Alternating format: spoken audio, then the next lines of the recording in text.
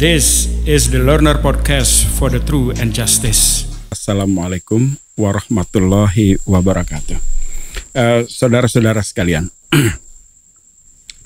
pada pertemuan sesi ini, saya akan mengawali dialog atau diskusi untuk mengisi mata kuliah hukum dagang. Sesi pertama ya, pertemuan kita yang berkaitan dengan hukum dagang. Di dalam materi sesi pertama ini, saya akan membahas beberapa persoalan fundamental yang terkait dengan hukum dagang. Yang pertama, saya akan mengelaborasi konsep-konsep dasar dari hukum dagang. Kemudian yang kedua, apa unsur-unsur hukum dagang itu. Kemudian yang ketiga, bagaimana azas-azas dalam hukum dagang, ya, atau prinsip-prinsip yang berlaku dalam hukum dagang. Kemudian apa itu fungsi dari hukum dagang tadi. Sampai dengan ruang lingkup pembahasan yang akan kita diskusikan di dalam materi hukum dagang. Mengingat materi hukum dagang ini sangat luas, saya ingin mengajak saudara-saudara sekalian, mahasiswaku semua, untuk memfokuskan perhatian pada isu-isu yang berkaitan dengan satu konsep-konsep dasar yang terkait dengan hukum dagang. Kemudian apa unsur-unsur yang melekat di dalam pemahaman atau pengertian hukum dagang itu. Dan yang ketiga, azas-azasnya. Azas-azas apa yang menjadi dasar di dalam pemberlakuan atau di dalam operasional hukum dagang tadi. Sampai dengan seperti apa fungsinya, ya, kemudian bagaimana tujuan dan kemanfaatan hukum dagang di dalam sistem sosial kita semua.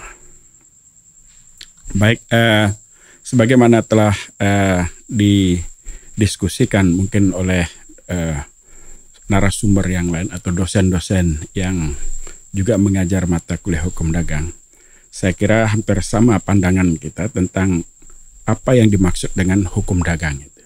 Secara konseptual, hukum dagang itu adalah serangkaian aturan-aturan atau norma-norma yang mengatur seluruh aktivitas perdagangan, ya, aktivitas atau interaksi bisnis atau perdagangan yang dilakukan oleh subjeknya itu, yaitu orang, ya, atau badan hukum, ya. Jadi subjeknya itu adalah orang dan badan hukum tadi. Jadi dapat dikatakan bahwa hukum dagang adalah serangkaian norma-norma atau aturan-aturan yang mengatur interaksi atau transaksi atau kegiatan perdagangan yang dilakukan oleh orang ataupun badan hukum, baik dalam lintas sektoral, ya, regional, internasional, ya, ataupun nasional. Jadi luas sekali di sini kita bisa melihat berdasarkan konsep dasar atau definisi tadi. Kita lihat ada beberapa unsur yang harus dielaborasi. Yang pertama adalah subjek hukumnya. Subjek hukum dalam hukum dagang itu berarti ada orang atau individu, sebagaimana yang diatur di dalam Kitab Undang-Undang Hukum Perdata itu. Orang tentu dalam hal ini adalah orang yang memiliki kemampuan untuk melakukan perbuatan hukum, sebagaimana ditegaskan juga di dalam pasal 1320 tentang syarat-syarat atau persyaratan-persyaratan dalam sahnya suatu perjanjian. Itu dalam pasal 1320 Kitab Undang-Undang Hukum Perdata. Salah satu di antaranya adalah adanya kecakapan. Ya, jadi yang dimaksud dengan orang di sini dalam subjek hukum dagang itu adalah orang yang memiliki kecakapan tadi, ya. Itu yang bisa dikategorikan dan yang kita maksud di dalam konteks hukum dagang. Termasuk juga di sini adalah badan hukum, ya. Jadi di sini subjek hukumnya itu orang dan badan hukum. Sedangkan objek dari hukum dagang ini, ya, ini kita bicara unsur-unsurnya. Objek dari hukum dagang ini mencakup semua kebendaan, ya, semua yang diatur dalam hukum benda Kitab Undang-Undang Hukum Perdata. Ya, misalnya di situ ada benda yang bergerak maupun benda yang tidak bergerak atau benda tetap, ya. Kemudian ada benda yang habis, benda yang tidak habis, benda yang terlihat atau yang tangible maupun benda yang intangible, yang tidak terlihat. Ya, nah di sini kita akan cermati nanti di dalam pembahasan berikut tentang detail objeknya itu kita akan melihat ya benda ini mencakup benda baik yang bergerak maupun tidak bergerak, ataupun yang tangible maupun yang intangible. Nah, kalau kita bicara tentang benda yang tangible misalnya, contohnya itu bisa dalam bentuk tanah, ya, itu kelihatan, atau dalam bentuk perhiasan. Nah, tapi karakter dari perhiasan itu benda yang bergerak, ya, itu yang bisa juga menjadi objek perdagangan, objek yang diperdagangkan di dalam kegiatan bisnis.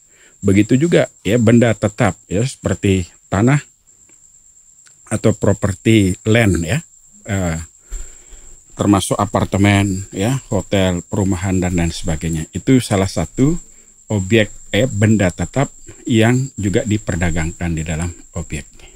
Nah, selain ada benda bergerak ya, benda tidak bergerak, kemudian yang tangible ya. Yang tangible itu yang kelihatan, dan ada juga yang intangible. Ya, yang intangible ini sesuatu benda yang tidak kelihatan, ya, yang tidak bisa dilihat, tetapi bisa dirasakan fungsinya. Misalnya seperti hak atas kekayaan, produk-produk dari hak kekayaan intelektual, yang mencakup misalnya seperti hak cipta, ya, hak paten, hak atas merek, ya, indikasi geografis, rahasia dagang, ya, kemudian desain industri, ya, keanekaragaman hayati, produk-produk atas keanekaragaman hayati, kemudian plant varieties ya, atau integrated circuits. Itu semua contoh-contoh tentang benda-benda yang tidak bergerak, benda-benda yang tidak terlihat atau yang intangible, tetapi diperdagangkan di dalam salah satu ya kesepakatan yang kita buat baik di dalam General Agreement on Trade and Tariffs ya, maupun di dalam undang-undang yang berlaku, yang rangkaian dalam undang-undang hak kekayaan intelektual yang berlaku di Indonesia. Kita mengenal ada undang-undang paten, ada undang-undang hak cipta, undang-undang desain industri, undang-undang rahasia dagang, undang-undang merek dan indikasi geografis, undang-undang perlindungan terhadap keanekaragaman hayati, kemudian undang-undang atas integrated circuits dan lain sebagainya. Itu semua adalah sumber-sumber hukum dagang yang kontemporer. Sedangkan ketika kita bicara tentang sumber hukum dagang saja, sumber hukum dagang itu bersumber pada baik itu hukum perdata maupun hukum dagang sendiri. Ya, itu Burgerlijk Wetboek itu kita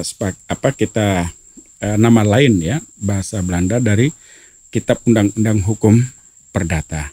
Kemudian Wetboek van Koophandel itu nama lain dari Kitab Undang-Undang Hukum Dagang.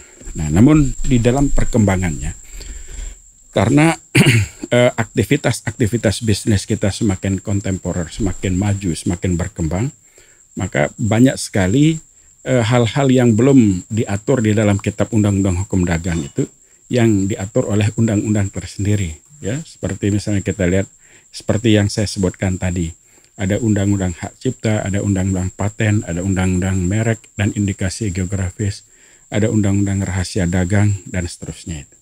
Bisa juga kita melihat ada undang-undang persaingan curang, ya, anti persaingan curang, undang-undang perbankan, undang-undang asuransi, undang-undang yang terkait dengan pasar modal, perusahaan dan lain sebagainya. Nah, itu semua merupakan sumber-sumber hukum dagang ya yang kita akan pelajari. Tergantung pada topik-topik yang akan kita diskusikan satu persatu nantinya. Nah, jadi kita sudah membahas apa itu konsep dasar dari hukum dagang. Kemudian unsur-unsur dari konsep hukum dasar tadi, konsep dasar tadi adalah ada subjek, ada objek, dan bagaimana sekarang hubungan hukum ya yang muncul di antara subjek-subjek tadi. Sudah barang tentu semua transaksi atau aktivitas perdagangan yang diatur di dalam rezim hukum dagang itu mengacu pada sistem yang diatur dalam hukum perdata. Oleh karena itu di sini karakteristik dari interaksi yang wujudkan atau dibangun di dalam kitab di dalam transaksi hukum dagang itu berkarakter perdata, karakter privat. Ya, karena itu adalah transaksi yang dilakukan antara orang dengan orang, atau orang dengan badan hukum, atau badan hukum dengan badan hukum yang lain. Nah, di sini kita lihat pola hubungan hukum itu bersandar pada prinsip-prinsip. Ya, misalnya kita lihat di situ dikenal ada ini perlu saya sampaikan ya, ada perbedaan yang fundamental antara azas dan prinsip tadi. Kalau saya katakan azas itu adalah fondasi. Nah, fondasi itu sesuatu yang menjadi dasar bagi lahirnya ya rezim ya, suatu rezim yang misalnya fondasi dalam hukum hak kekayaan intelektual atau fondasi dalam hukum kontrak. Ya, azas dalam hukum kontrak itu misalnya ada azas kebebasan berkontrak. Ada azas konsensualisme, ya. Kemudian ada azas itikat baik. Nah, selain azas-azas tadi, itu juga dikenal misalnya ada prinsip-prinsip ya, seperti ada prinsip keterbukaan, ya, transparansi, prinsip-prinsip yang terkait dengan kejujuran, prinsip yang terkait dengan kebenaran, ya, yang didasarkan pada kebenaran, kejujuran, kemudian keterbukaan, kemudian keseimbangan, ya, itu adalah prinsip-prinsip yang berdiri di atas azas tadi. Jadi kalau kita baca di dalam bukunya Avila misalnya, The Theory of Legal Principles, itu memang dibedakan dia apa yang disebut azas atau foundations itu dengan ada yang disebut prinsip. Dalam pandangan teori hukum itu, azas itu adalah sesuatu yang menjadi dasar bagi lahirnya, semacam fondasi ya. Azas itu fondasi, sedangkan prinsip itu tiang-tiangnya itu, ya, pilar-pilar yang berdiri di atas fondasi tadi, ya.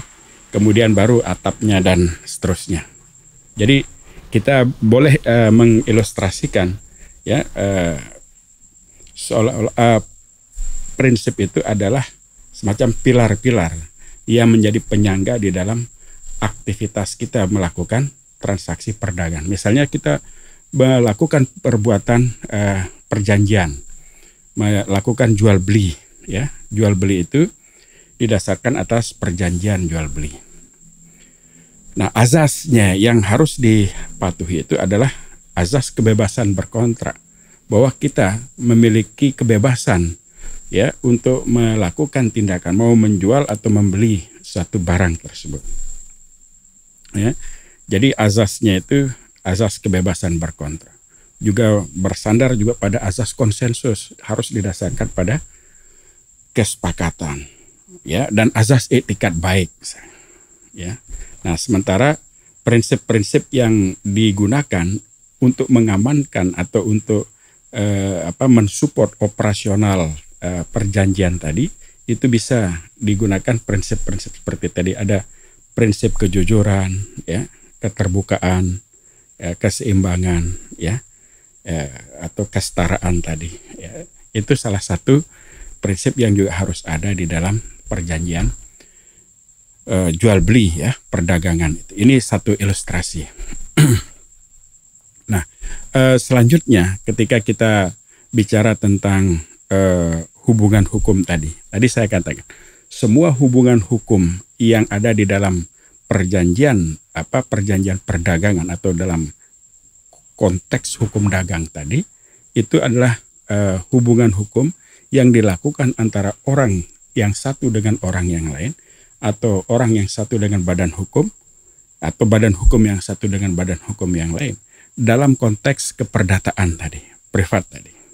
Ya, ini salah satu ciri atau karakteristik dari hukum dagang tadi. Oleh karena itu konsekuensi dari hukum dagang ini semuanya bersumber pada perjanjian apa yang disepakati itu berlaku ya sebagai undang-undang karena mengacu pada apa yang kita sebut dengan azas pacta sunt servanda. Ya, misalnya tadi kita sebut ya azas-azas yang berlaku di dalam hukum dagang itu ada azas pacta sunt servanda, ada azas etikat baik, ada azas kebebasan berkontrak, ada azas konsensualitas. Ya, itu adalah fondasinya. Kalau artinya apa? Kalau tidak ada fondasi itu, berarti perjanjian itu tidak memiliki validitas. Misalnya begini, seorang melakukan perjanjian jual beli, ya, atau katakanlah sewa menyewa dalam konteks hukum dagang, tetapi tidak didasarkan atas kesepakatan, tetapi yang satu mendasarkan pada paksaan, atau perjanjian itu didasarkan pada penipuan atau kelalaian. Nah, itu bertentangan dengan ketentuan yang tertera di dalam pasal 1321 Kitab Undang-Undang Hukum Perdata. Makanya saya di dalam konteks ini, saya harus ingatkan kepada saudara-saudara sekalian bahwa untuk memahami hukum dagang ini tidak bisa hanya melihat hukum dagang itu dalam konteks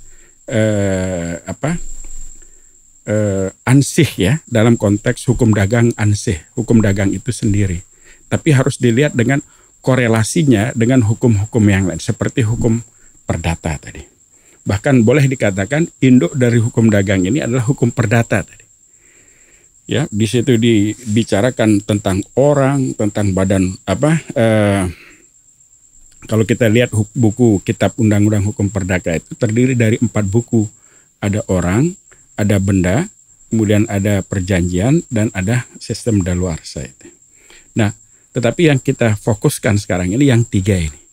Ya, orang, badan hukum, ya, orang dan badan hukum ini sama sebagai subjek hukum. Subjek hukum itu adalah aktor yang menjadi inti, yang menjadi penggerak, yang melahirkan perbuatan-perbuatan hukum di dalam kegiatan perdagangan.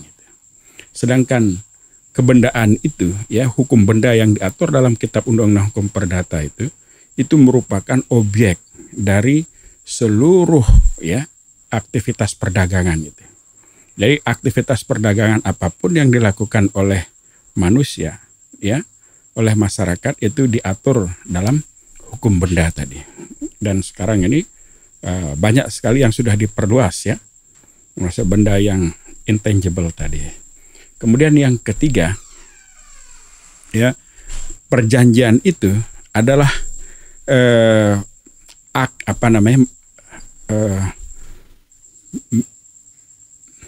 instrumen utama, ya, instrumen utama di dalam hukum dagang yang digunakan untuk melahirkan atau mengikat, ya, melahirkan hubungan hukum antara para pihak yang terlibat di dalam perdagangan. Tujuan perjanjian itu, ya, kenapa dia mengikat? Untuk menciptakan kepastian hukum sekaligus untuk memberikan perlindungan hukum terhadap para pihak dan kepada pihak ketiga. Ya, kalau misalnya ada terjadi penyimpangan, ada kelalaian atau ada penipuan atau ada paksaan, itu bisa dikontrol.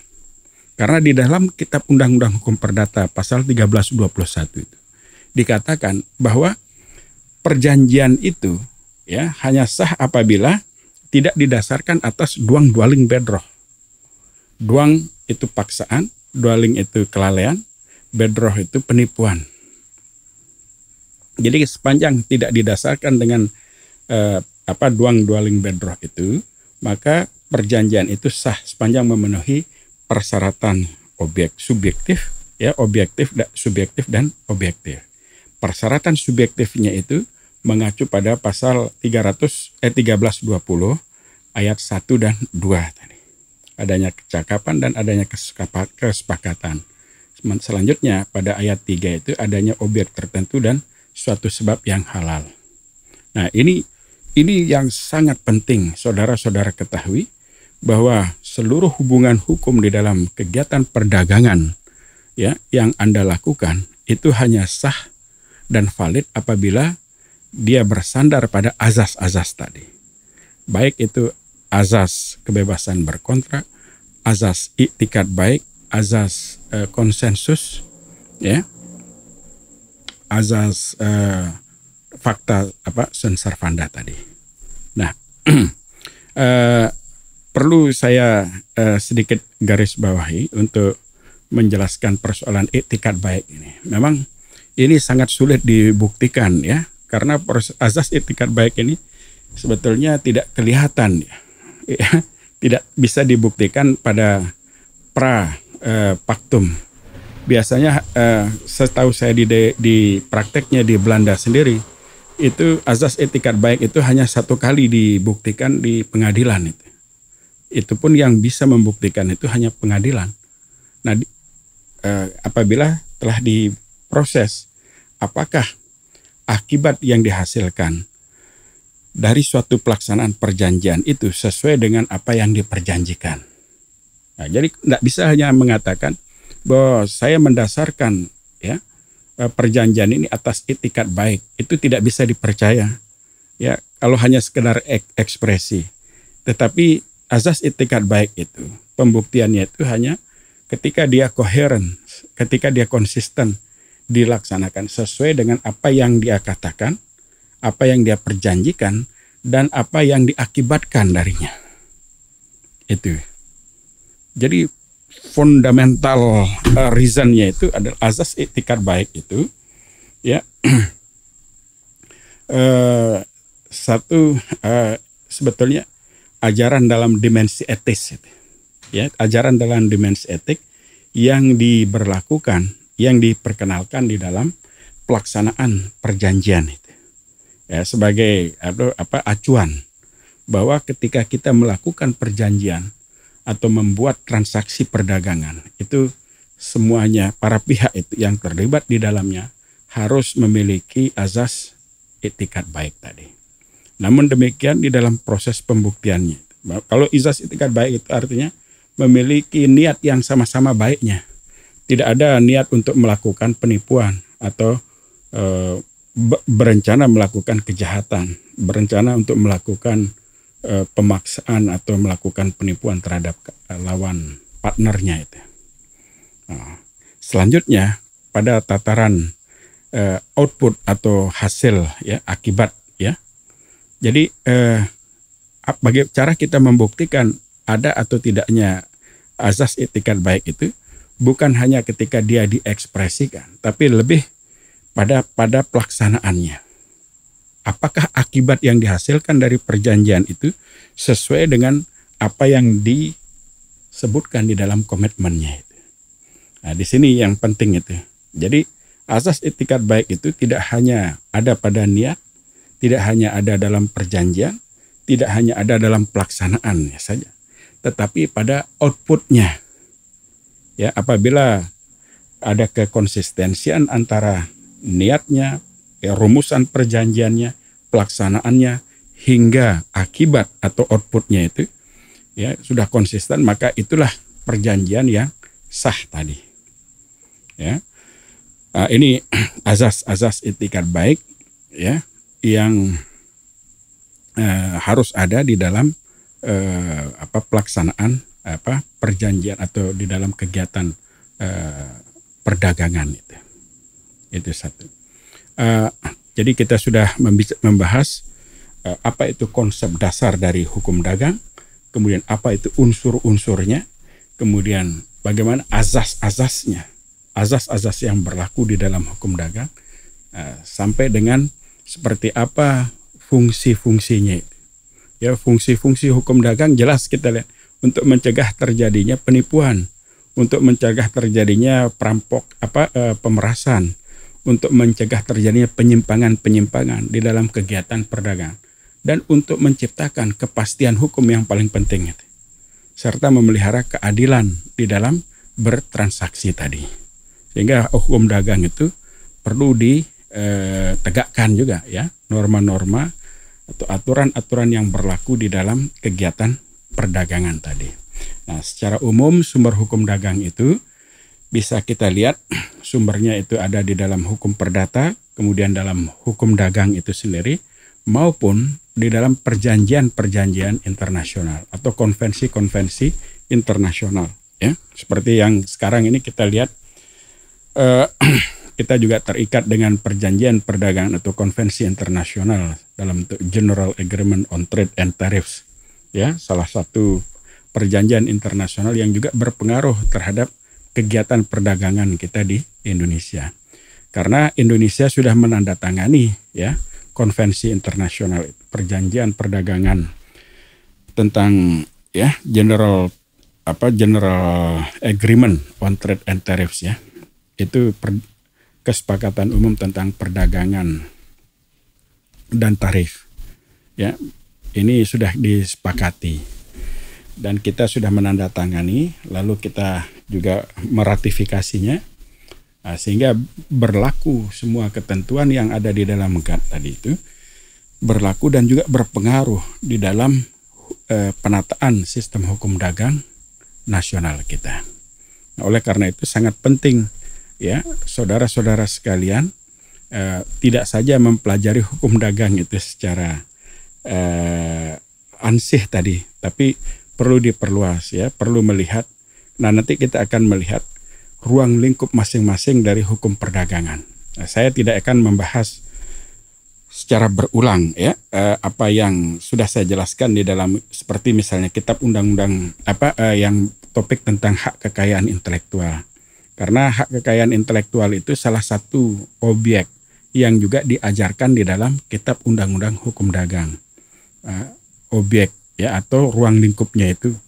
Jadi ruang lingkup dalam kegiatan perdagangan itu terbentang dari seluruh kegiatan ya yang terkait dengan yang berkaitan dengan benda tadi sama benda-benda yang kontemporer tadi.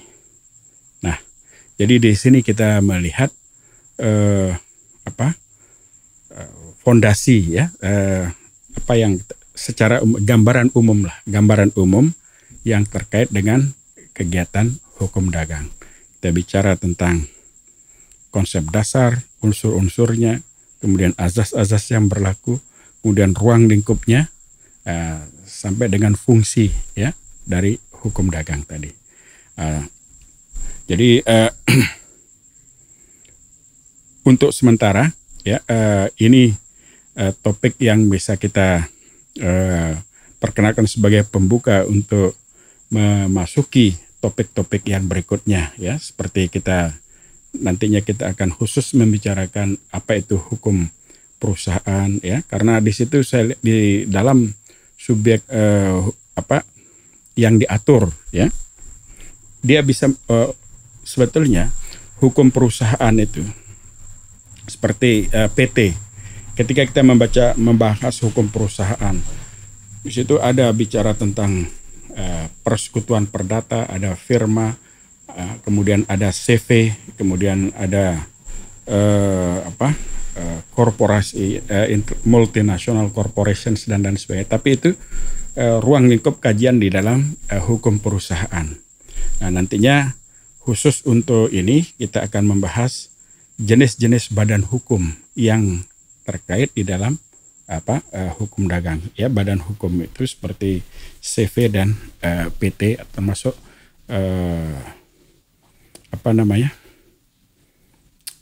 korporasi ya, atau boleh kalau dulu ada seorang guru besar ilmu hukum dagang bernama Profesor Emi Pangaribuan, itu menyebut juga salah satu subjek hukum dagang yang kontemporer itu termasuk holding company, itu perusahaan induk yang besar ya, tetapi membawahi banyak anak-anak perusahaan PT-PT lain di bawah holdingnya sendiri.